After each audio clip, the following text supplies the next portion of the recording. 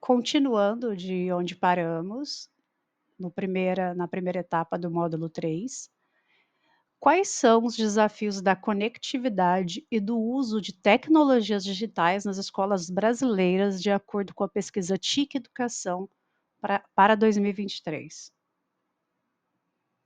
Então, a pesquisa TIC Educação, ela revela que, embora tenham havido um aumento na proporção de escolas com acesso à internet de 82% em 2020 para 92% em 2023, especialmente em instituições rurais e municipais, ainda existem desafios significativos. Então, o que que nós temos, de acordo com essa pesquisa? Acesso limitado para os alunos. Em 2023, apenas 65% das escolas com conexão à internet, elas disponibilizavam acesso para os alunos nas salas de aula, mesmo que 83% das salas tivessem conexão. E as escolas públicas rurais e com menor número de matrículas, a disponibilidade de computadores e internet para os alunos ainda é muito baixa. A qualidade de conexão, outro ponto, que somente 30% das escolas tinham velocidade de conexão superior a 51 megabytes, o mínimo exigido pela Estratégia Nacional de Escolas Conectadas. Mais um ponto, o uso de dispositivos pessoais. O modelo "traga seu próprio dispositivo" pode ser uma forma acessível de oferecer oportunidades de aprendizagem, mas a Unesco alerta para o risco de aumentar as desigualdades, caso não acomode alunos que não tenham esses dispositivos ou conexão de baixa qualidade, além do que nós já verificamos na legislação dos dispositivos eletrônicos, que a lei, ela vem trazer para as escolas, tanto públicas quanto privadas, a proibição do uso dos aparelhos, então a restrição do uso do celular. 28% das escolas públicas já proibiam o uso do celular pelos alunos e 64% permitem apenas o uso em alguns espaços.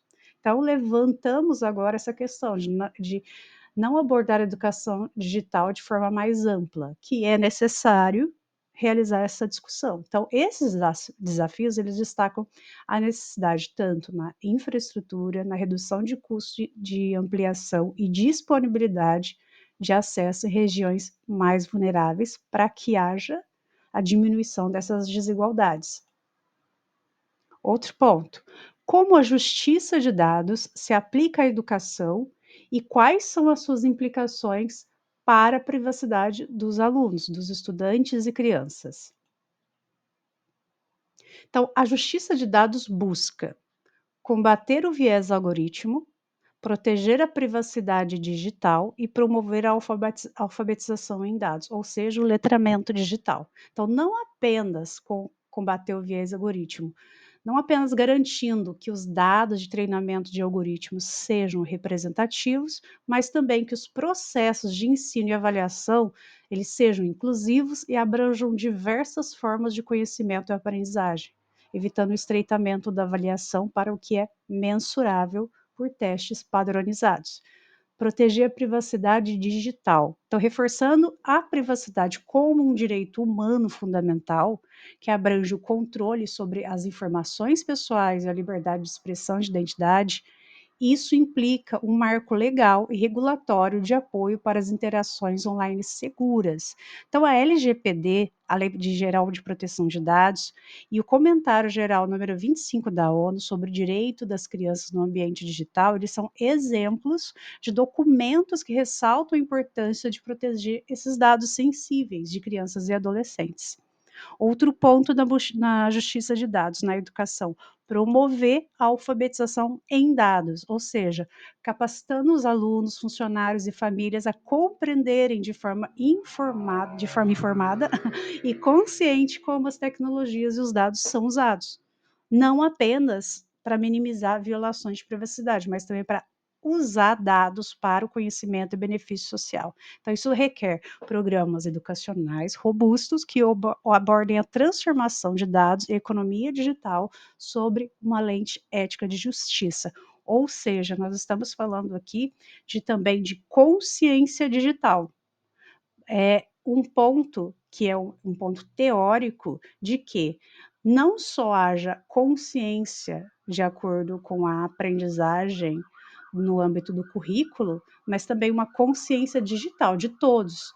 Não há como ensinar as crianças a terem essa consciência se os próprios educadores, as pessoas que trabalham na escola, os trabalhadores da escola, eles não entendam como funciona esse espaço de uso dos nossos dados em todos os momentos que nós utilizamos o celular ou qualquer outro tipo de equipamento. Então, agora nós já entramos nas políticas de fomento. A educação midiática e digital, sobre ela nós tratamos com a SECOM, que eu disse anteriormente na primeira aula do capítulo 1 do módulo 3. Então, a Estratégia Brasileira de Educação Midiática é um conjunto de iniciativas federais coordenadas pela SECOM, através da Secretaria de Políticas Digitais, que visa promover a educação para as mídias na população brasileira. Então, a política de fomento incentiva movimentos autônomos de comunicação. Então, essas políticas de educação midiática, elas devem buscar incentivar movimentos autônomos de comunicação para promover a pluralidade de vozes online e offline. Então, a SECOM, em parceria com o MEC, ela tenta, nessa estratégia, fomentar o desenvolvimento de atividades para a educação midiática.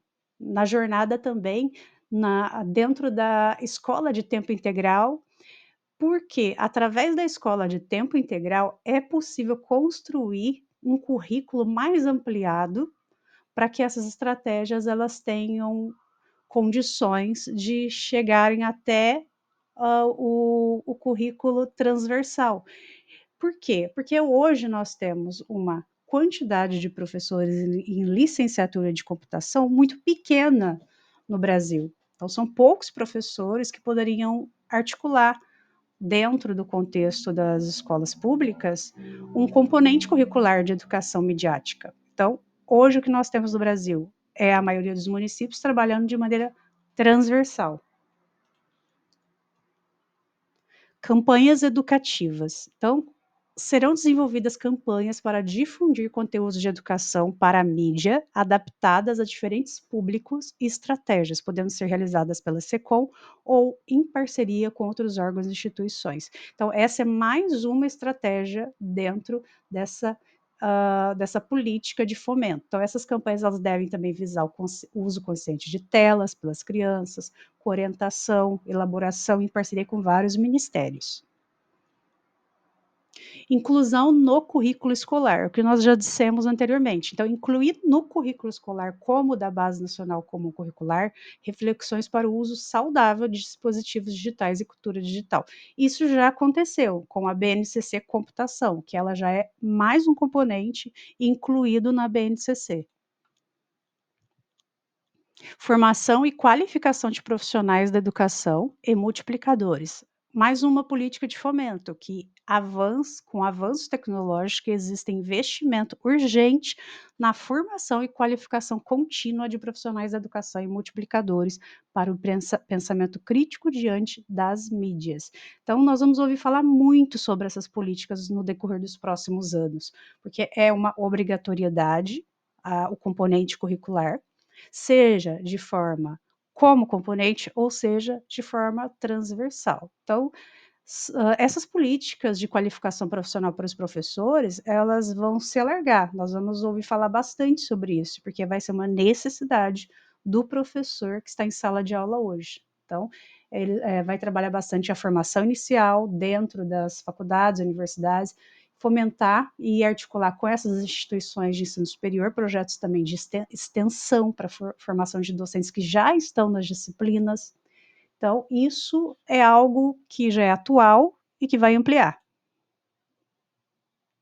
A educação digital com foco em letramento digital, computação, programação, robótica, será componente curricular obrigatório do ensino fundamental e do ensino médio. Então, esse componente curricular obrigatório, ele já existe desde 2023, já é obrigatório. Então, nós estamos nesse momento de transição dos estados, dos municípios, no que se refere à contratação de professores que já têm licenciatura em computação, em ampliar essas vagas, em abrir vagas para esse tipo de licenciatura ou de transformar isso de forma transversal enquanto não haja quantidade, né, necessária de professores nesse componente curricular. Então, a base comum curricular, ela já prevê educação midiática de forma transversal, na competência número 5, que trata sobre o uso de tecnologias digitais.